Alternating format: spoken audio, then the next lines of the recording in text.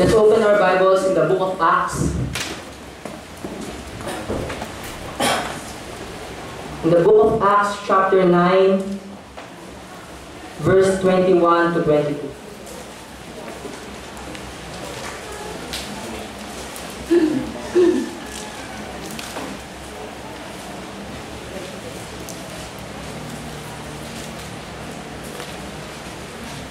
Sorry po, Acts chapter 9, verse 12 and 13.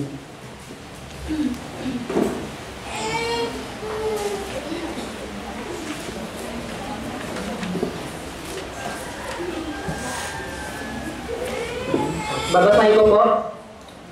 Acts chapter 9. Verse 21 po. Acts chapter 9, verse 21 sabi po, "But all that heard him were amazed and said, Is not this he that destroyed them which called on this name in Jerusalem, and came hither for that intent, that he might bring them bound unto the chief priest?" Verse 22 po, "But Saul increased the more in strength, and confounded the Jews which dwelt at Damascus, proving that this is very Christ." Nandito pa rin po tayo sa ating pong tema for the month of January na Start Right. Tayo po ay manalangin. Let's pray po. Ama naming Diyos, makapangyarihan sa lahat, maraming salamat po dahil sa umaga po na ito ay kinausap niyo na po kami, Panginoon, sa pamamagitan po ng aming pong pag-aawitan, ng aming pong pagkakamayan, Panginoon, at ang nais niyo po sa pagsisimula ng 2016 ay maging unified kami, Panginoon. Nakikita niyo po yung pag-ibig sa bawat isa sa amin.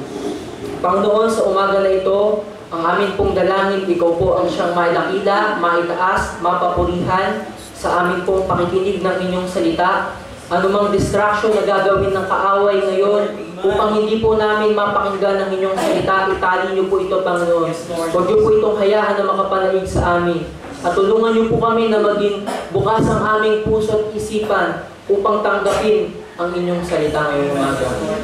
Panginoon, humihingi po kami ng kapatawaran sa aming pong mga pagkukulang, pagkakamali sa inyo, na maging dahilan po para po hindi po namin ito ma-i-apply sa aming pamumuhay. Patawad po sa mga kasalanan po nito, Panginoon. So umaga po na ito, ang aming pong dalangin, ikaw po ang siyang kumilos sa tagapagsalita na maghahayag ng inyong salita ngayong umaga. Gamitin niyo lamang po siyang tungtungan ng inyong salita, Panginoon. Ihamon niyo po siya at ikaw po ang siyang makitang malaki at siya po ang maliit. Salamat po, Panginoon. Ito po ang aming panalangin sa matamis na pangalan ng Panginoong Jesus. Amen. Makakupo na po tayong lahat. Amen. Ito na po ang second week of January. Kamusta po tayong lahat? Ako po I pray na tayo pong lahat ay nagkaroon ng mabuting start sa 2016. Amen po, church? Amen. At ang nais po ng Panginoon ngayong 2016 ay maging maayos po yung ating pong paglilingkuran sa Kanya. Ang nais po ng Panginoon sa buhay ng bawat isa ay start right. Amen. Kaya nga po sa umaga po na ito, binasa natin yung isa po sa buhay po ni Apostle Paul. Sabi po dito, "But all that heard him."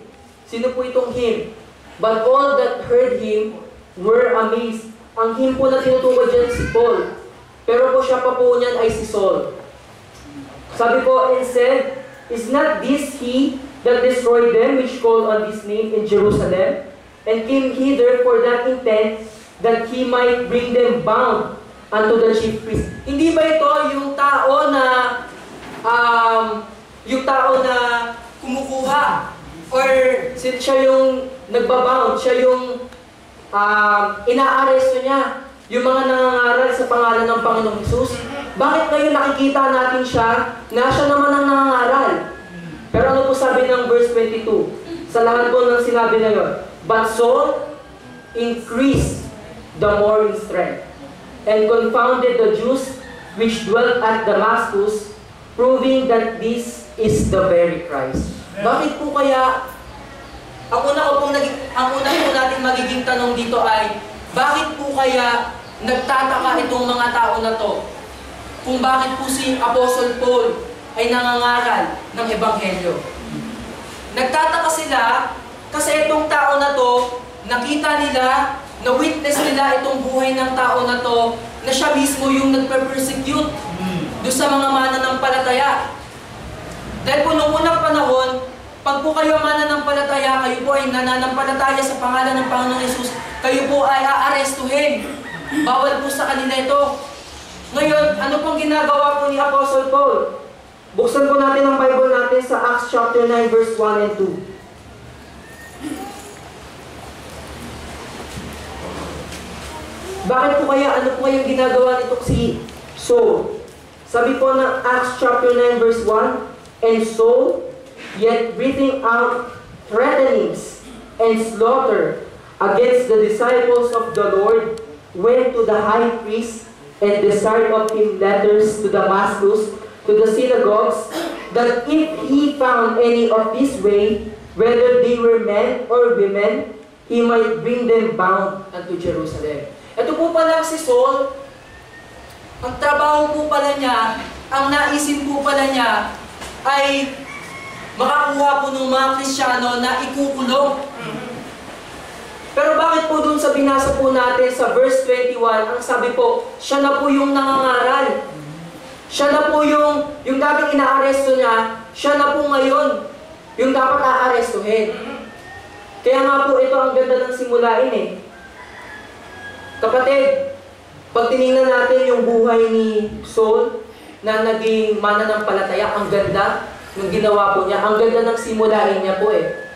At kung titingnan naman natin itong dating siya, ang pangit ng kanyang past, na siya ay binibilanggo niya yung mga mananampalataya. Kapatid, this very morning, ang nais ng Panginoon sa atin, maging maayos yung pagsisimula ng 2016 natin, pero meron pong nais na pahinain ka. Meron pong objective na inilagay ang Panginoon ngayong 2016 na to na magtapat ka sa Kanya, pero merong isang bagay na gusto kang pahinain. Gusto kang hadlangan. Gusto niya na wag mong mapuntahan yung objective na yon. At isa yung burden na yon. Kaya nga po ang title natin this morning, Living Your Soul and Leaving Your Paul. Amen. Amen, church? Amen, sir. Living as in, iiwan mo. Leaving your soul. And leaving your Paul. Amen. Amen? Kasi kapatid, hindi ka makakapagpatuloy sa kahaki na ibinigay sa iyo ng Panginoon kapag hanggang ngayon ang ipinapamuhay mo pa rin yung buhay mong soul. Yes, sir. Yung buhay mo na nagpapabigat sa iyo. Yung buhay mo na nagiging dahilan para mahadlagan ka doon sa objective na gusto ng Panginoon. Kaya kapatid, ang nais ng Panginoon sa iyo this morning, leave your Paul. Amen? Kasi sa pagiging Paul, dito mo makikita yung kalooban ng Panginoon sa iyo. Gusto ng Panginoon na mag-grow ka. Kapatid, leave your soul and leave your Paul. Number 1 po, sabi po dito sa binasa natin, di ba?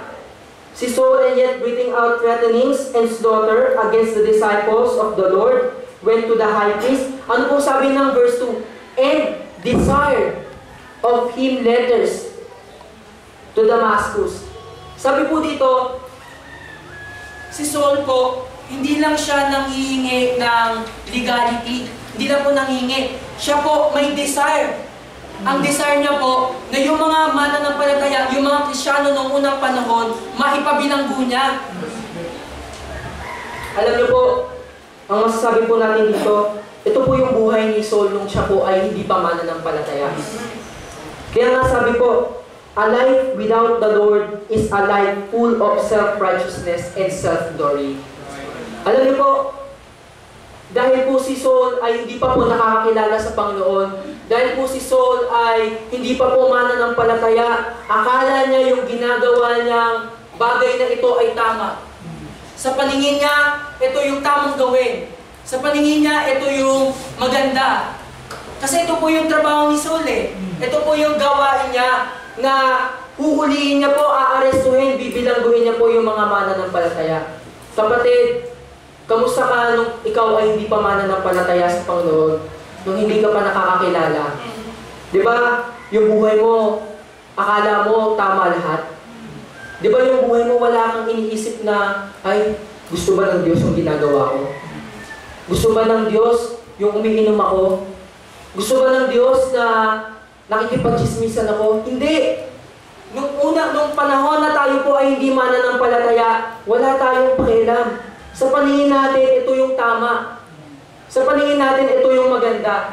Kapatid, I tell you, a life without the Lord is a life full of self-righteousness. Yes, sir. Amen.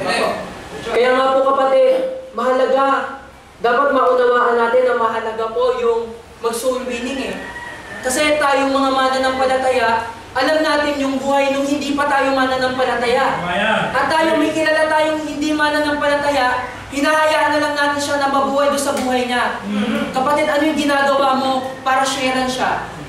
Para siya naman ang makakilala sa Panginoon. Para malaman niya na yung ginagawa niya pala sa buhay niya, hindi pala yung kalugod-lugod sa Panginoon. Yes, sir. Tingnan niyo po itong si Saul, nagpapakaabala, nagpapakapagod, nag-e-effort para isuplong itong mga mananampalataya kasi bulag siya sa katotohanan. Yes, sir. Diba? Yes, sir. At tayo, bilang mga mananampalataya, minsan meron tayong mga bagay na ganyan eh. Kahit na tayo mananampalataya na, tayo ay merong bagay na bit pa rin natin ngayon. Na kaya tayo mabagal sa takbuhin ng Panginoon eh. Alam niyo po, dati po, nung first year high school po kami, nagkaroon po kami ng laro sa school. Ngayon, ito pong laro namin sa school, ang kailangan niyo pong gawin, ang mechanics po, by team po ito eh. Ang kailangan niyo po, parang relay. Merong tao doon sa may bandang dulo. Mula dito, pupuntahan niyo po siya, iikutan niyo siya, hanggang makarating ulit kayo. Yung unang tao o yung unang grupo na makatapos nun, siyang panalo. Yung po ang dali lang, pupuntahan mo lang siya, iikutan mo lang, tapos pag nakabalik kayong lahat, okay na, panalo na kayo. Pero ito po yung twist ng laro.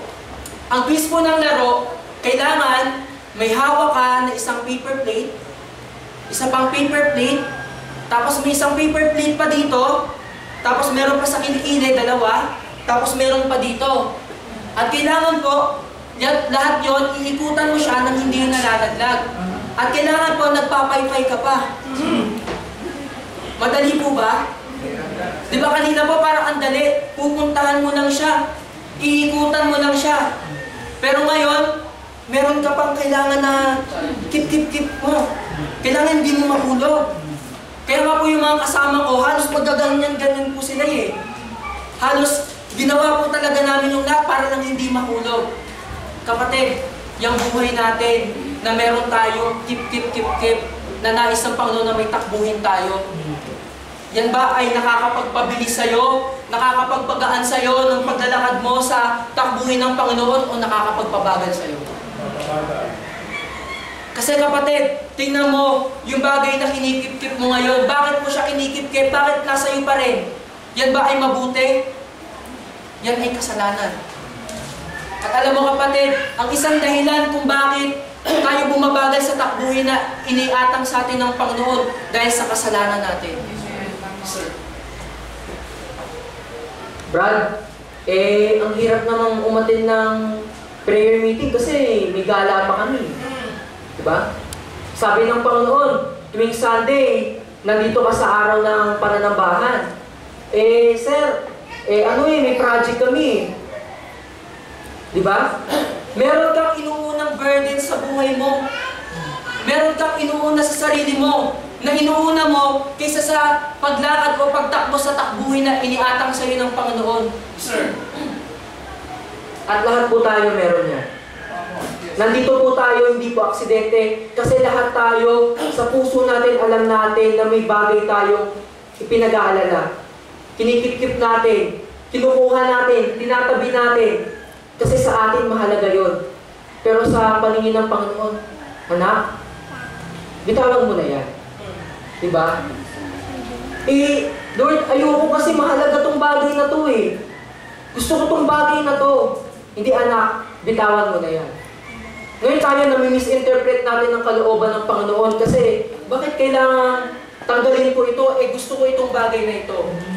Pero ang nais lang ng Panginoon, makatakbo tayo sa race ng maayos. Amen. Diba? Sino po ba sa atin ang gustong tumakbo sa race na tayo po ay madami pang bitbit? Di ba ang bagal? Hindi tayo makakausad. Kaya nga po itong si Apostle Paul, nung siya po ay buhay soul pa lang eh.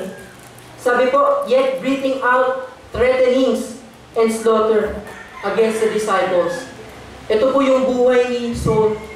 Ito po yung buhay niya na Ito yung bagay na gusto niyang gawin. Nabulag siya sa katotohanan, ito yung buhay na gusto niyang, this is the life he wants to live. Pero hindi yung kalooban ng Panginoon.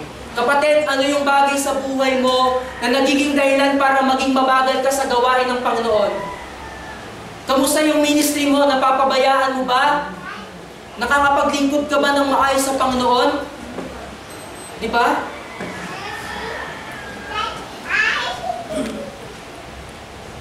sabi po, man's thinking blinds him of his own way. Kapatid, minsan, andyan na yung andyan na yung takbuhin. Kaso ayaw mo lang kasi nakatingin ka sa iba. Tama. Di ba? Nakatingin ka sa iba. Kaya nga po ang kabayo, di ba yung kabayo sa kanesa, meron siyang harang. Di ba? May harang siya. Kasi kailangan, dito lang ang tingin niya, sa harap lang, para matapos niya yung tinatahak niya, yung takbuhin niya. Kapatid, ano yung tinitingnan mo pa dyan sa kaliwa at kanan mo? Diba? Soul has a wicked past and it is opposite of godly living and godly plan. Kaya nga po, kapag binasa natin itong Acts chapter 9, sabi po dito sa verse 3, tingnan po natin ating mga Bible, sabi po, and as he journeyed, he came near Damascus, and suddenly there shined round about him a light from